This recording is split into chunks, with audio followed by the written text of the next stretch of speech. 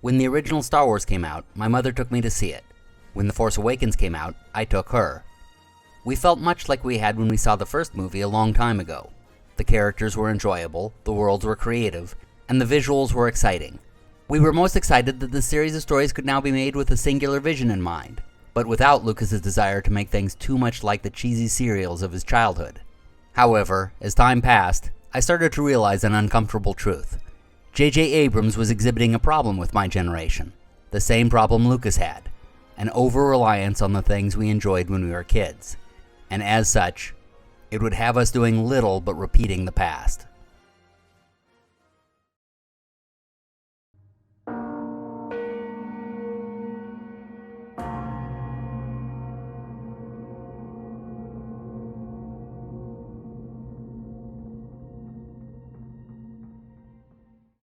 This entire season, and perhaps the entire series, centers around the massacre at Gorman, how it was set up by the Empire so they could commit atrocities, and how that sparked rebellion. Most of the setup has been put in place. Now, just a little more to build up the pressure.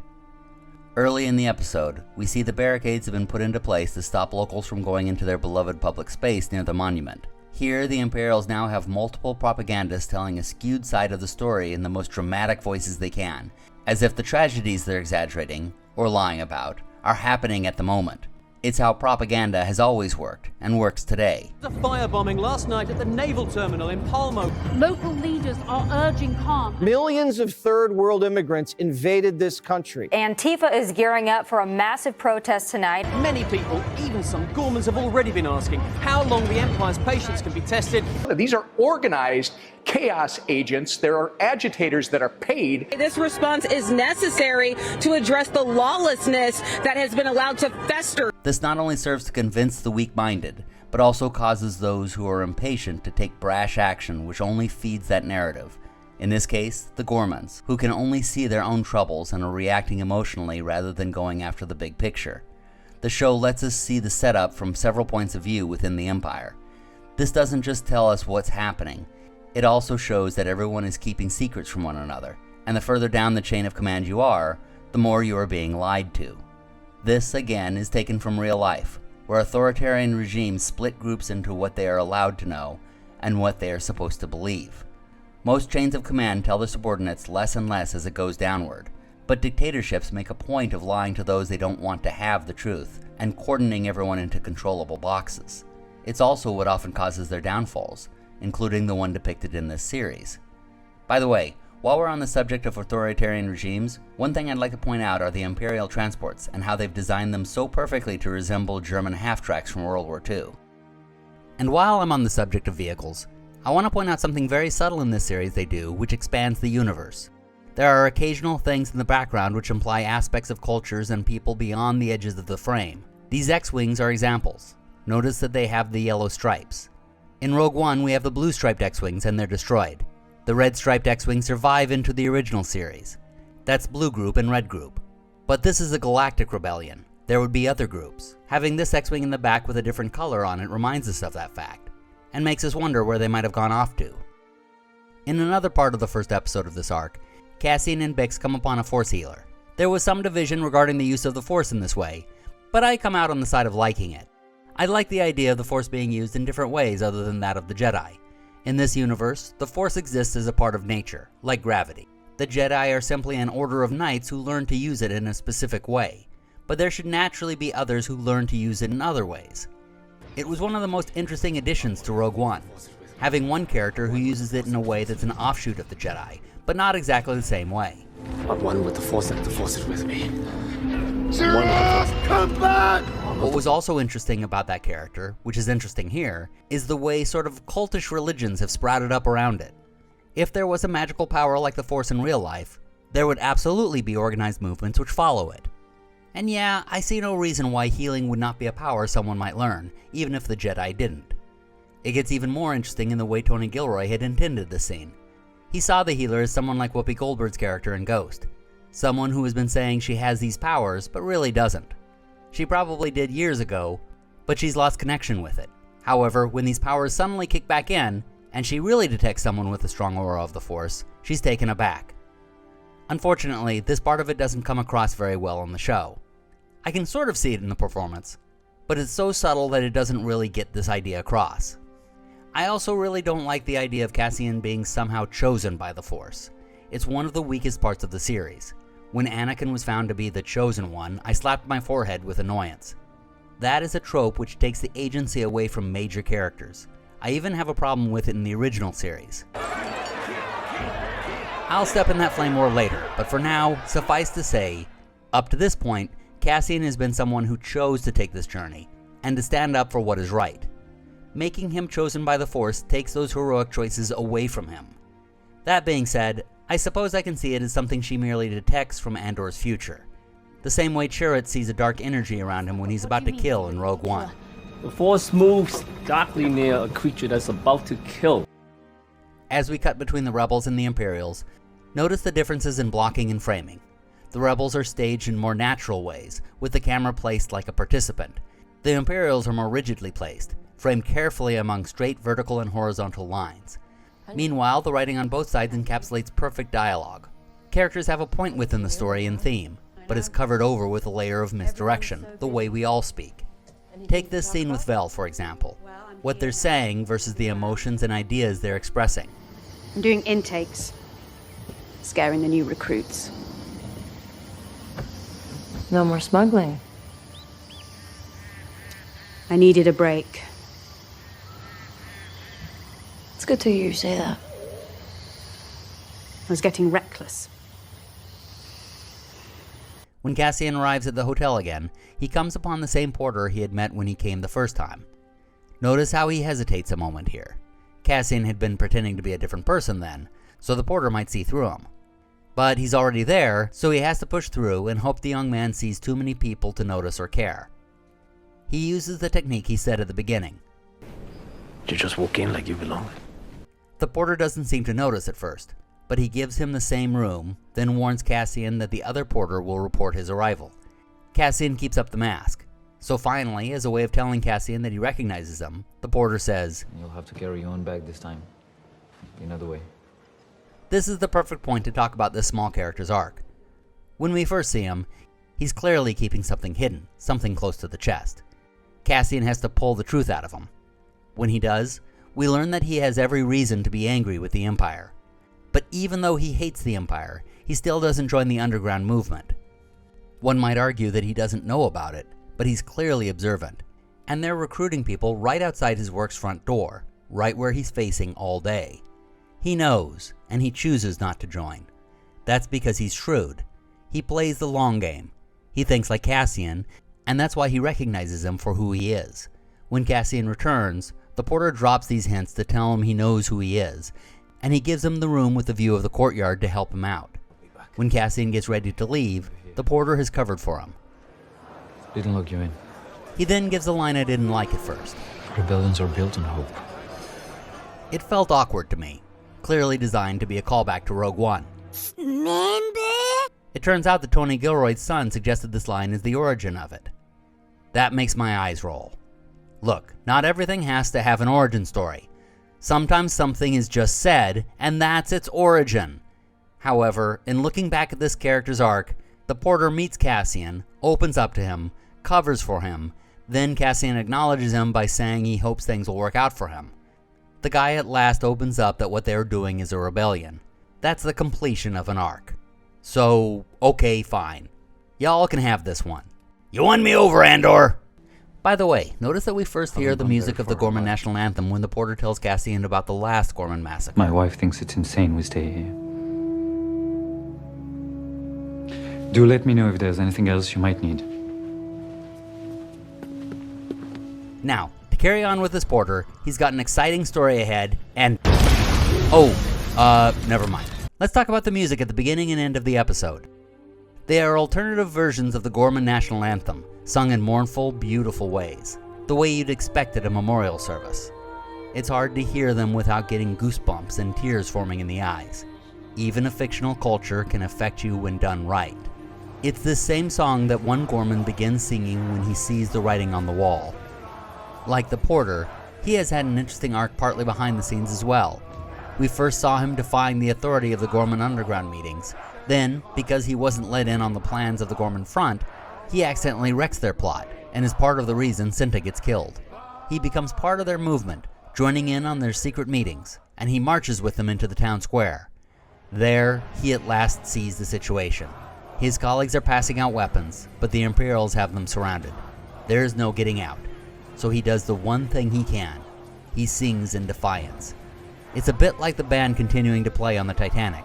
We're going down, but we will go down with pride. And instead of an iceberg, it is people. And the galaxy is watching. Sometimes the only thing one can do in the end is send a message to those who will listen, and refuse to give anything to the enemy propagandists. The Gore were led into this trap with the same emotional fervor and naivete I described in the last episode. The Imperials pulled back, practically inviting them, and rather than seeing it for the trap it was, the Gore rushed in as if they had struck a victory. Again, the result of smugness rather than shrewdness. The Imperials, meanwhile, have not been planning with emotions, but with cold, hard acuity. Their next step is to send inexperienced troops out into the crowd as sacrifices. And this little moment is the perfect way to show how ready they are in a single image. I don't know if that's an accident or brilliant costuming, or perfect acting, but it works wonderfully.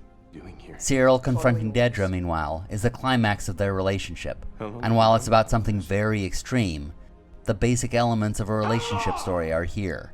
The two began with the same basic goals. The world tested them. One of them was affected and changed by those tests, the other was not. Now they reach the end, and find that they were always fundamentally different. Then, when the truth finally comes out, Cyril provides an important lesson in dialogue writing. Sometimes there is simply nothing to say. Letting a character go quiet can be impactful, and can actually lend that character power if the other character cares about him or her. Notice how Dedra is trying to win him over to her point of view. You didn't seem to mind the promotions. His refusal to engage with her gives him power, and he walks out on her. Even though she will survive the day and he will not, he has won the moral high ground. I have the high ground! As the shooting begins, notice the first three they start with. One is the lone flag bearer on the monument. Next is a man who shakes his head as he goes down, as if in denial of what is happening in his last moments. Third is a woman whose face has come right up to the camera before being shot in the back. These are all powerful images that will remain stuck in our minds as everyone gets shot down. In war movies, this is an effective tool to show a few of the most shocking images at first, then our minds will fill in the rest of the quick deaths with that same horror. You can then sprinkle in a few more horrifying images along the way to keep up the fear.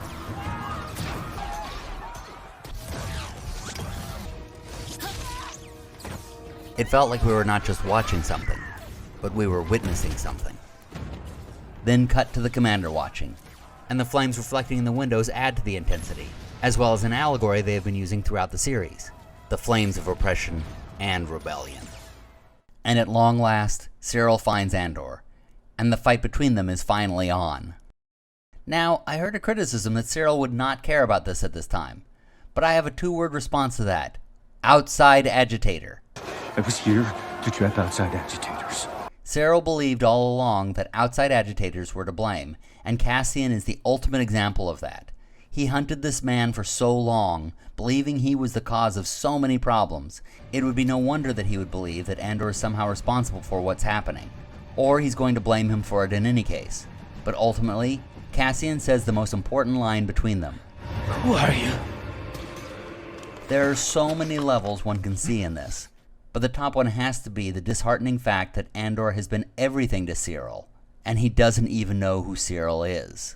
He hesitates at this, even begins to lower his weapon. Perhaps in that moment he realizes how foolish it's been to dedicate so much of his life to hunting this man. He's probably asking himself now who he is, who he has become.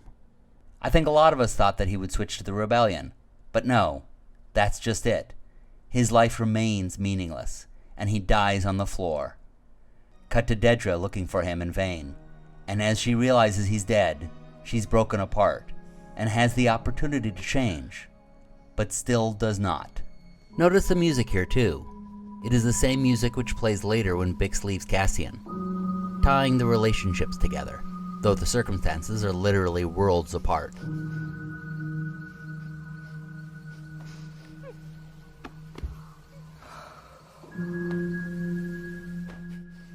And to close it out, as Cassian runs from one of the Imperial droids, he is saved by the man who messed up the earlier mission which led to Cinta's death. Another good example of setup and payoff, while also setting up another plotline that will become important later, the droid.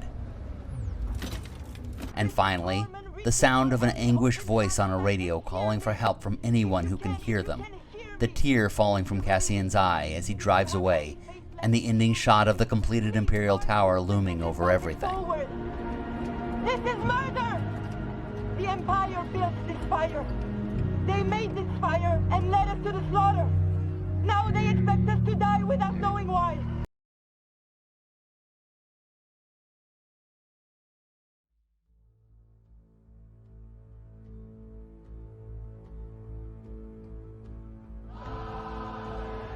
The final episode of this arc begins with the ghostly voices of the Gorman,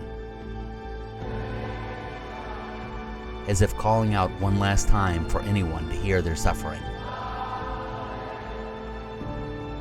We then cut to outside the Senate. A storm has come. It's already here. No warrant, no charges. The Senator of Gorman is being arrested. He had previously been asked to vote against the Empire on a bill that would protect people against malicious prosecutions, but he had said no out of self-preservation. Now he's begging others to come to his aid. It's apropos of the quote, "First they came for the socialists, and I did not speak out. Then they came for the trade unionists, and I did not speak out. Then they came for the Jews, and I did not speak out. Then they came for me, and there was no one left to speak for me." There will be more on that later, but for now, let's analyze this conversation. Mon Mothma and Luthen are masters of speech, so their argument is as well choreographed as a martial arts fight scene. She takes the initiative by asking him a question. How did you know I would be here? Luthen does not give her that initiative because he does not answer the question, but he does provide the answer by telling her that her assistant works for him, thus knocking her off guard. Now he has the initiative in the conversation. She shows vulnerability, and he gives one of his usual answers, so she calls him out on his verbal strategy. Isn't that wonderfully cryptic? She then uses this high ground to accuse him of trying to isolate her. Everyone? Well, let me guess, in the end it's only you I can trust, is that it? He now gets to the point in a rare show of his own vulnerability, telling Mon Mothma she's in danger, and he wants to save her because he owes her. She uses her position of strength to continue to jab at the truth. Which team is that? He wipes that away and sticks to the present, continuing to warn her, but also giving a veiled threat that he may not even realize he's giving. And you can't tell anyone what I've just told you. She confronts him of this by bringing up her friend that he had killed. He tries to parry that with a repeat of the warning, but she continues on the attack with the accusations of what their relationship has been all along. You decided he was a risk. How quickly all that happened. If you go with Bale's plan, you'll be in a cell before sunset. It makes me quite a risk, doesn't it? Her jab hits, and he admits having been bent by the lifestyle he's living, and he apologizes, but not for killing her friend, rather for spying on her through her assistant. Not getting what she wants from the argument, Mon Mothma begins to leave, and he stops her to give her a last warning. You'll ask if he's alone. He will say, "I have friends everywhere." On the surface, it's to tell her to go with his agent, not the others. But the code phrase he's given has a double meaning. He says it first for information, then he repeats it as his own warning. I have friends everywhere. This threat becomes very real when agents are sent to both help and hinder Mon Mothma. They are ostensibly sent by Senator Organa to escort her out of the building, but we learn from the Imperials that there is an assassin among them. They mention very casually that this is Young's assassin. One of Supervisor Young's agents is calling from the Senate. That's Lonnie Young, as in Luthen's double agent. That would mean Lonnie sent assassins after Mon Mothma. It took me many viewings to finally untangle this, but when I finally did, I got goosebumps. Luthen knew, or at least he believed, that Organa's people would be captured, and Mon Mothma along with them. He couldn't take that chance, not only because she knew about him, but because she knew about Yavin, and that would be game over for the rebellion. So he put an assassin in among them through Lonnie. If she chose to go with Cassian, Luthen had faith that he would take down the assassin. But if she ignored his advice and went with the others, I have friends everywhere. There's also a subplot I learned about where Davo, Mon Mothma's brother-in-law through their children's marriage, was supposed to be in charge of the news feed at this time. He has been getting more and more torn by the propagandist's part in the Gorman massacre, and by learning more and more about where the money he's been helping her funnel has been going. Then it comes to this moment, and he is the one who keeps her on the air for just long enough. It's a part of the great pity that this got reduced to only 2 seasons. I very much hope they commission a series of novels on this series. They could be, in essence, the extended editions of Andor. As Cassian and Mon leave, notice she drops the outer layer of her clothing. This serves both as an element of the story and something symbolic. She is making it more difficult to be spotted from a distance, but it also represents her leaving the Senate behind for good. When they get back to the safe house, Mon tells Cassian that she doesn't know how to thank him. He responds, "Make it worth it." Repeating the line that was given to him at the beginning of the season, and bringing the theme of the second season full circle. If I die tonight, was it worth it? Speaking of making it worth it, I believe Mon Mothma's speech is one for the ages. She begins by touching her brooch to remind her who she is speaking for, to give her strength. Then, fellow senators, friends, colleagues, allies, adversaries, I stand before you this morning with a heavy heart.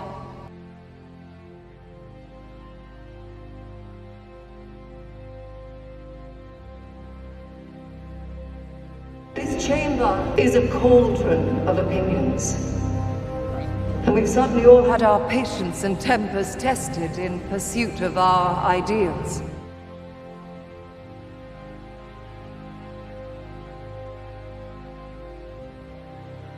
I stand this morning with a difficult message. I believe we are in crisis.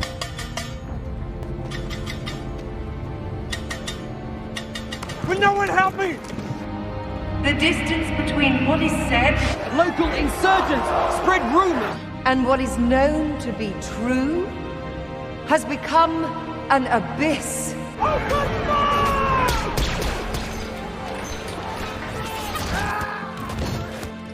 Of all the things at risk, the loss of an objective reality is perhaps the most dangerous. The footage does not show an insurrection or a riot. That woman is part of a broader left-wing network to attack. Literally, a guy pulls a gun on an ICE officer. After another week of surging crime and anarchy across America, President Trump tearing into Democrat-run cities and vowing to stop leftist mobs. I'm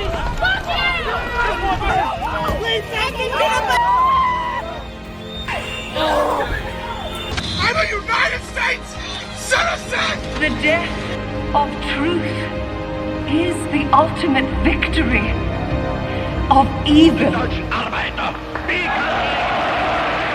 When truth leaves us, when we let it slip away, when it is ripped from our hands, we become vulnerable to the appetite of whatever monster screams the loudest. White wimps out there running around. I'm sorry, Bill Clinton's not running. I understand exactly the point that you're making. Answer the question. This chamber's hold on the truth was finally lost on the Gorman Plaza. What took place yesterday, what happened yesterday on Gorman was unprovoked genocide. Yes, genocide. Missiles fired at civilian locations.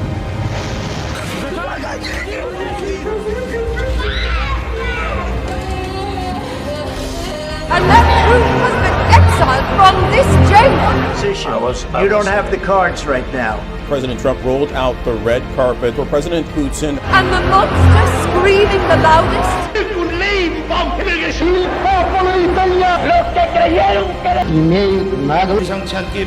Собрать дееспособных людей. The monster he helped create. Called the fake news the enemy of the people. I'm a nationalist. These are paid insurrectionists. These are paid agitators. So we're going to be doing something with Greenland either the nice way or the more difficult. The monster who will come for us all soon enough. If